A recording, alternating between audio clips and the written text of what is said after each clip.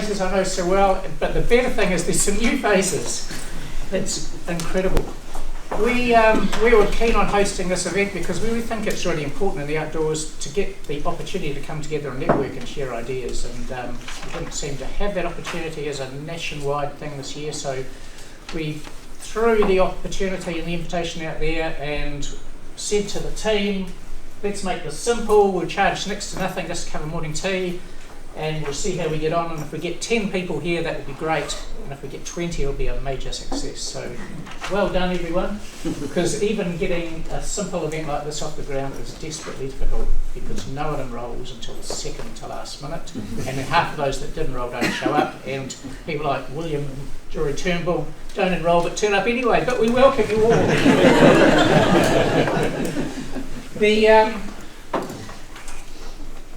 We invited Penny Haere to open for us, Minister of Youth Affairs, Associate Minister of Rec and Sport, Associate Minister of Tourism. Chose not to. No, he had a more important engagement at Waitangi. He was really keen, and he gives us apology for not being here. He's a really nice guy and really interested in what we do. So we'll get him at a later event. So he got me instead, and I threw together my presentation yesterday, and we'll see how it goes. But the presentation is following this whakatoki, kia whakatomuri te haere whakamua. I walk backwards into the future with my eyes fixed on the past, and it's about the fact that all that we're doing is on the shoulders of those that come before us, and we need to understand where we've come from to understand where we might be going in the future. And that's my little journey. Do you know what, what's the term for those quick slideshows that you do? Picture kutcha, right? 20 slides, 20 seconds each, 6 minutes 40. How long have I got? Half an hour. So you multiply that, right? 6 minutes 40, half an hour, fine. 20 slides, 100 slides. So brace for it. So this is going to be. Where's my pusher? Here we go. Thought I'd model it after this dude here, Stephen Hawking's A Brief History of Time. And so I'm going to do the brief history of the outdoors. Now this is, this is my version. If you don't get mentioned, you're just not important enough, right? Or you just didn't spring to mind yesterday when I was throwing some slides together. We'll see how we go. We're going to go through the history of the outdoors according to me. Here I am. I was thrust into life in the 1959. Who's from the 1950s or earlier? Holy shit, there are dinosaurs here. Right. I'm a baby boomer, last of the baby boomers. There I am, kicking and screaming. The era that I was born into, Ed Hillary and Tenzing, 6 years before, had climbed Everest, and they were the heroes in the country. Little did I know that I'd be mates with this guy in the end, but I never got to wear a pair of undies on my head like he did. I don't know what the technique was back then. And this was the culture at the time, very white culture, about conquering mountains and getting out there and I'd be a better person and all that sort of stuff. So that's what I was born into, and straight the year after, the 60s, the psychedelic 60s, it was full of assassinations. It was the Cold War time. We were all digging holes in the backyard and putting curry iron over them and covering it with dirt in case we got nuked. The transistor was just replacing valves and all the technology that we had at the time. All TVs were valve TVs back then. You could heat your toast over them. It was really good stuff. Psychedelic drugs, vats of LSD at pop concerts was legal back then. Woodstock, biggest pop concert of all time. And the contraceptive pill, this was the decade of that. So we're in for great times. So things were looking good for me in the 60s. Here I am. This is my exposure to the outdoors, my horse riding back then. We were very much an urban existence. Believed in Santa Claus. All things were pretty rosy. There's my dad, he's rowing stroke at the front there. He was national champion in rowing. He rowed for Aramoho in Wanganui. And he was a keen rugby player, so that's the standard that I was being brought up by. And he was most disappointed that I wasn't the slightest bit interested in rugby or any team sports. And so I got into breeding budgies and ham radio, which he didn't understand the slightest thing about. So there we go. We used to have our holidays were at the beach, and back then, this is me down here, this perfect outdoor specimen. Had big ears that my mother sellotaped to my head, hoping that they would stick back further. It seems to have worked, doesn't it? So we'd go, or she'd spit on my hair, hoping it would go curly, but it fell out instead. So we'd go to the beach, and these were the times when you could go to Long Bay and Wenderholm, and there'd be 5 families there. The population of New Zealand at this time was a little over 2 million, right? Great times. And this was when we were living in Whangarei, and the picture at the top right, we were digging for toharai. And so we'd be able to go to the beach with spades, dig for toharai, we'd get a bucket of toharai, and go home at the end of the day and have toharai fritters for dinner. Those were the days. And these were some of the organisations that were around at the time. All these organisations existed in the 1960s, so they're dinosaur-like. Which of those is the oldest organisation in New Zealand? Can I say, is it the YMCA? No, you're wrong. Oh, stink. It is the YMCA. No, 1855. I had no idea that they'd been around that long. The next oldest organisation is Scouts. 1908, I think. And pretty much surf lifesaving was pretty much the same sort of time. Not as a group, but surf lifesaving clubs were happening then. Water safety, 1949, I think. Mountain safety, not till quite a bit later. And Girl Guiding and Scouts were about the same time. So there we go. And Outward Bound was 62, something like that, I think. Pretty much. Sorry? Okay, so that's what we had. That was the 60s, didn't have much to do except go to the beach, breed budgies, and do my ham radio. Into the 70s, and things are happening now. We've got integrated circuits, we're packing those transistors in. Pocket calculators, I remember the first pocket calculator I had at school, and people would try to trick it. You'd put calculations in, and you'd see if it came up with the right answer. Amazing. Nixon was impeached. First president to be impeached, and that's quite topical at the moment with our latest US president. LSD was made illegal, and the first emergency locator beacons were on the market, but for planes. They were all made compulsory in planes at that stage. They worked on radio as opposed to satellites. And we've got the Sex Pistols, Grease, quite a contrast to music, and of course Star Wars, which is going to influence it all. At this time, this hairy group of people here were starting up the first sort of New Zealand-based outdoor centre from Dingle, the guy in the middle there. He got this group of people together, requisitioned this bunch of old buildings in the Central North Island, ex-tunnelling buildings, and started this place called Whakamuri. And they sort of had quite an impact. It was my first experience. These guys started in 1973. I went there with the 7th form in 1976. Right? Pretty cowboy-like stuff. I'd never been on one of these things before. This is me here, or here. And almost no equipment. Back then, for rock climbing up there, we were climbing the Mungabova Valley, you tied a rope around your waist, hawser-leg rope, no helmets, no shoes, but boy did we have a good time. This revolutionised my life. It was no longer team sports, it was me doing what I could in the environment, and things never were the same for me after this. I wanted to keep doing this all the time. So I was at university, I went to university, this is me on the right there.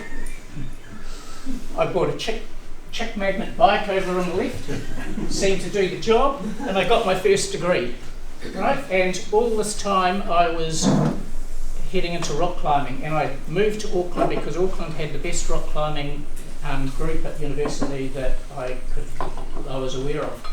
But about this time, for the first time ever, there was a Ministry of Rec and Sport formed, and the Rec and Sport Act of 1973 came in forming this New Zealand Council for Rec and Sport. So first organisation, first real clarification that rec and sport was important. And we head into the 80s, Reagan era, Falklands War, right? The Empire struck back there. Voyager spacecraft actually heads out to Neptune and Uranus. The Russians shoot down a Korean air flight over Russian space that wandered in there by accident. And at this time, Reagan is putting up a GPS system. And so because of this, he offers, when the GPS system is finished, free access to all civilian aircraft so they won't stray over foreign space again and risk being set down. Apple computers are starting. Microsoft IBM hits back with PC. 3D printing starts and the first digital cameras head off. And there we go, the Rubik's Cube, the boombox, and mobile phones. So I was spending all my spare time climbing. I went to teachers college because I worked out that I only had to go 3 days a week. They paid me quite a lot, and I had 4-day weekends where I could climb throughout New Zealand and Australia. I taught for 2 years at school, which was enough so I wasn't any longer bonded for the money that they'd given me, and then I sold everything, cashed in my Superann, which I'm regretting now, and I went around the world climbing. So that was everything in that van. The idea was to climb as many big walls as I could in Australia, the States, Canada, and Mexico, all over the place. Great time. Then I came back and I got a job at the Outdoor Pursuit Centre, as it was known at the time, now Hillary Outdoors. This is me, incredible a bit of being able to turn people onto the outdoors. This group here was one of my favourite groups of all time. So here I am. It was very hot. This was a mountain challenge course. So day 1 we climbed Taharangi on Ruapehu. Day 2 we climbed Ngarahoe and Tongariro. Day 3 we climbed Bommaret up Mungapopo Valley, which is a multi-pitch climb. Day 4 we jumped on a raft, that was with me rafting, and we rafted Access 10 on the Tongariro, then drove to Whanganui Bay where we climbed Tibia and several other routes, and then I sent them home on the Friday afternoon. That would just not be possible nowadays, right? Sorry? The kids wouldn't come.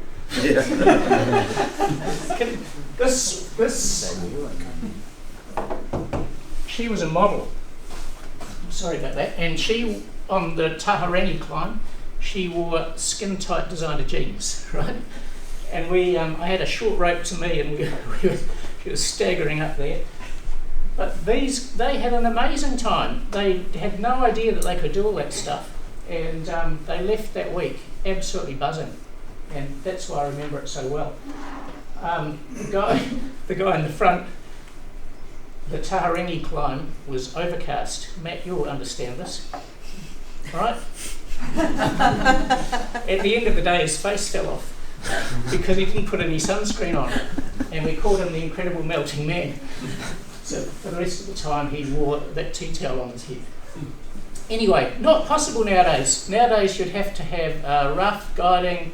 Rock 2, well I had Rock 2, no, I didn't have any of those, didn't have quals back then. You'd have to have Rock 2, Kayak 2, Raft 2, you'd have to have 3 instructors with you all that, on all these things, and your safety management plan wouldn't allow you to do it anyway. So, there we go. Then I went off to Plas which is the National Centre for Mountaineering in North Wales, worked there in Plas Menai, so got used to the instructor accreditation system there and picked up a few qualifications like Mountain Instructor Awards, Mountain Leader Awards, kayak, senior kayak instructor, inland and sea. And then I came back. The only thing at that time operating was the Ministry of Education had a thing called OTAB, Outdoor Training Advisory Board, which was basically keep a logbook to show you your experience. It lasted about 5 years, but back then Pete Dale was running the Council for Rec and Sport, soon to become the Hillary Commission, and they paid me and OPC to put together an instructor qualification scheme for the outdoors, and in 1987 we formed Enjoyer. I wrote all the syllabi for all the award schemes. It took me about 2 weeks. That would never happen nowadays either. Right? And we had a meeting over at the Vance Stadium in the Basin Reserve. 130 instructors from around New Zealand came together, and actually most of them agreed that they'd head down this route of getting qualifications, and some of them said, not in my life, I've been doing this for the last 50 years, no one needs to tell me that I need to be qualified to instruct, and they stormed off. But the rest decided to do it, and there it is, and it's still going strong today. Then there was the Rec and Sport Act later that decade, forming the Hillary Commission, and the Conservation Act, because there'd only been Lands and Survey and the Forest Service up until that time, so it brought these two together and around conservation and fostering recreation in those areas. And you can see that the amounts per year at that stage, back in the early 2000s, we're still in the 1990s, we're in the 1980s, was about 8 million to national sport organisations, of which 85 were funded, and 3 million to 35 funded national recreation organisations. Keep an eye on that as we go through the decades. Now we're in the 90s, and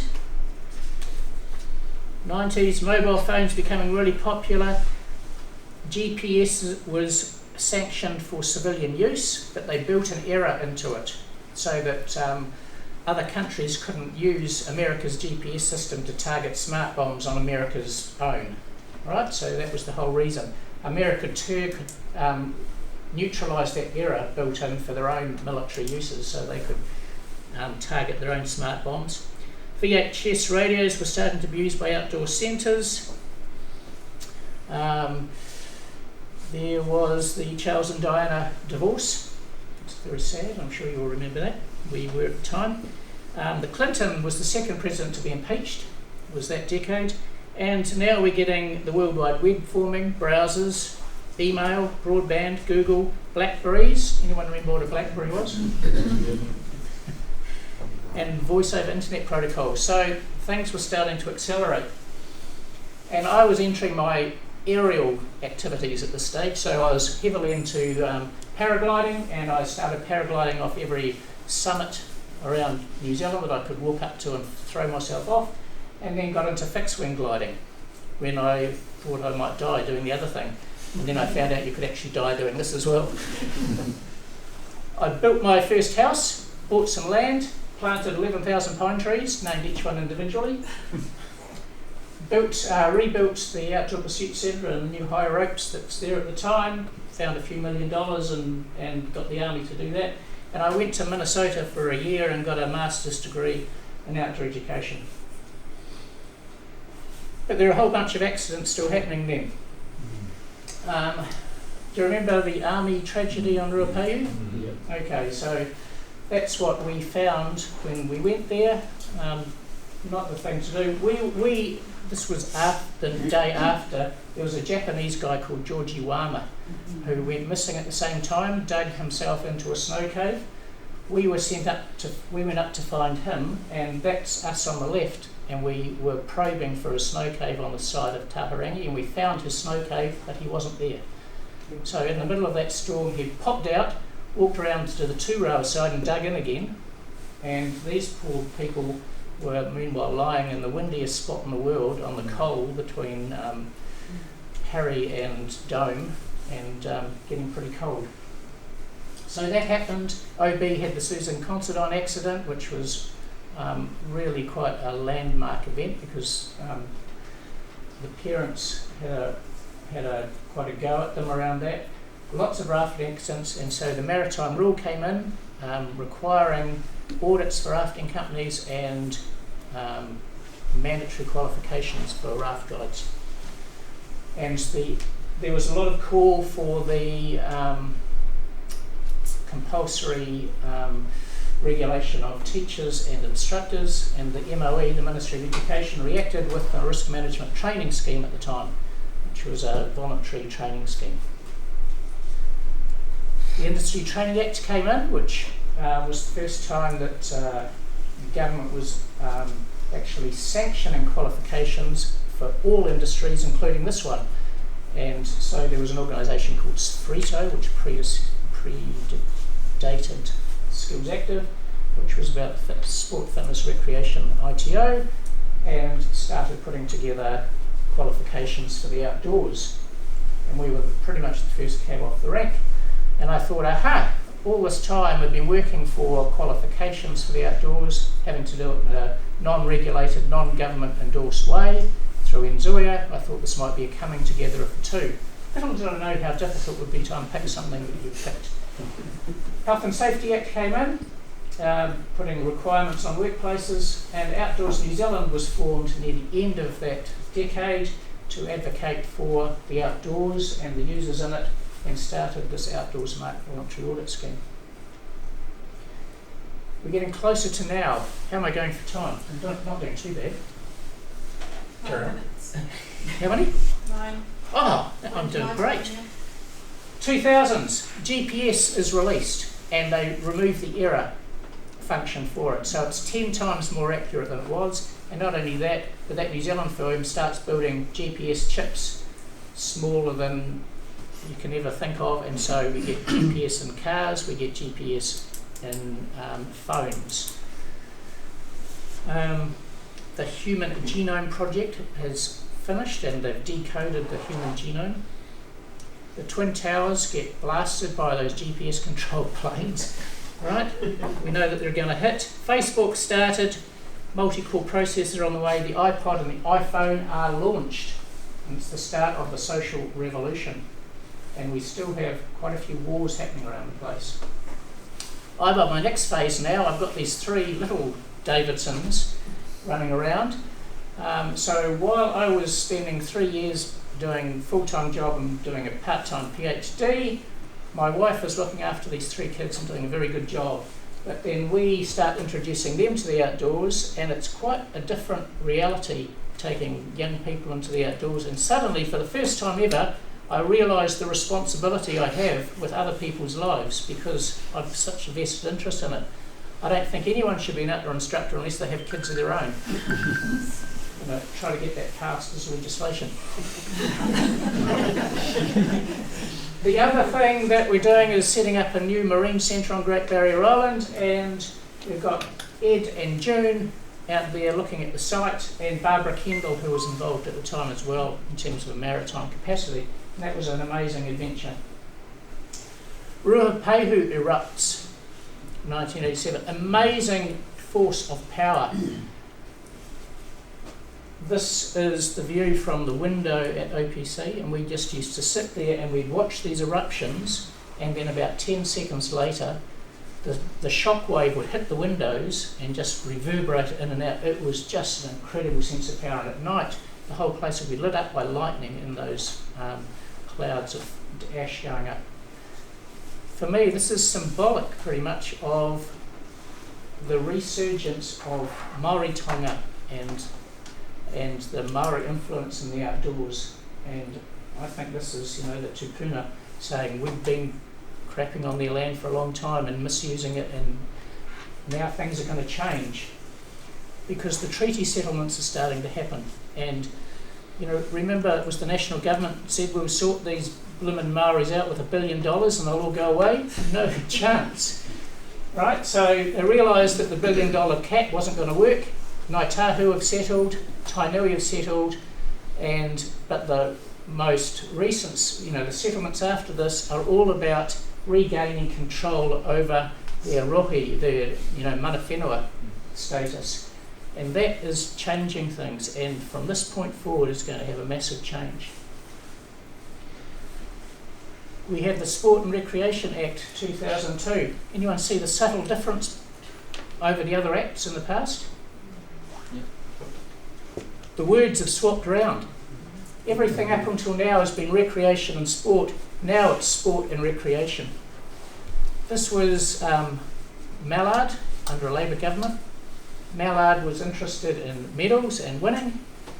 The Pete Dale, who was the CE of the Hillary Commission, has left, and in his valedictory speech said, we did a pretty good job for people playing, but I did a shocking job for people winning medals. This is the new world. And you'll see that the money then, it's gone from 85 NSOs to 91, from 35 national recreation organisations to 10. And the money's increased to 36 mil for the sport and dropped to 1.2 mil for recreation. And that's the environment that we're suddenly in. So now you all must be alive by now, right? 2010. So now we've got the era. Personal location beacons are carried everywhere. We've got spot navigation. Everyone expects to know where you are at every point in time, and that you shouldn't be going anywhere unless you can be in a communication with somebody in the outside world and they know where you are. iPads are in, Strava, Fitbits, 3D TVs, the iWatch, quantum computing has proved viable, and we've got the era of social influences and also, I believe, the Maori economic resurgence. Spark has renamed Sport New Zealand. So further continuation of that focus on high-performing sport. And if you look down the bottom again, the 36.5 has now gone to 69.6 for sport, and recreation stayed pretty much the same, except less organisations are funded. Outdoors New Zealand ceases to be funded by Sport New Zealand, and it's absorbed into New Zealand Recreation Association. The adventure activity regulations have come into place. There have been a whole number of high-profile accidents over the last few years, which I'm sure you're all aware of. Most predominantly, the Emily Jordan accident, which was a water sledging fatality. Father from England campaigned to the Prime Minister about the need for regulation in the cowboy adventure tourism industry. And of course, Pike River signalled change to the Health and Safety at Work Act and greater requirements right from board down. So during this time, this is what we're promoting, the pristine outdoors in New Zealand, and this is what it was becoming. Overcrowded. Back in 1985, who's aware of this document? This is the Policy for Outdoor Recreation in New Zealand, 1985, put together by the Council for Rec and Sport, a guy called Colin Abbott. And this is the first and only document that was ever printed, and it was, the foreword was by the Minister of Rec and Sport at the time, Mike Moore, saying what a great place the outdoors was and we need to look after it. And this document should be used by all government departments to measure their plans against. Yeah? Amazing. And inside it, they have come up with a bunch of principles and goals. Let me just quickly read the principles. I can't because I can't see them. Principle 1, the finite character of the resource base should be acknowledged for outdoor recreation and for other users of such resources. 2, recreational use of resources should be planned and enjoyed in harmony whenever possible with other users and always with respect for other legitimate users. 3, the element of free and spontaneous choice of recreational activity should be recognised as a special feature of its human value, and the opportunities for such free choice should be preserved and promoted whenever consistent with other resource management goals that reflect societal values. 4, outdoor recreation activities which do not require high rates and quantities of resource consumption are to be encouraged. 5, outdoor recreation should be planned to contribute to the goal of building common interests between socio-economic groups and should not be inconsistent with the goal of more equitable distribution of resources. And 6, recreational policies should never be developed in isolation, but always as a companion to or part of community or environmental policy. And the goal is quality of life, which are about quality of life planning, resource management, education, training and publicity, research and information, they're as valid today as they were then. And back then they talk about the threat of tourism and the overcrowding of resources and the threat of the low cost backcountry traveller, young person coming into the country, which is a growing trend they identified. And at this stage, how many overseas tourists were coming here to holiday? 250,000, and they saw it as a threat. So now we've seen all these photos. This is Everest, the queue to climb Mount Everest, but different from when I was talking to Ed. And this is the international visitor arrivals in New Zealand up until today, which is now close to 4 million. And the goal is, as you see on the right, by 2024 to have over 5 million tourists.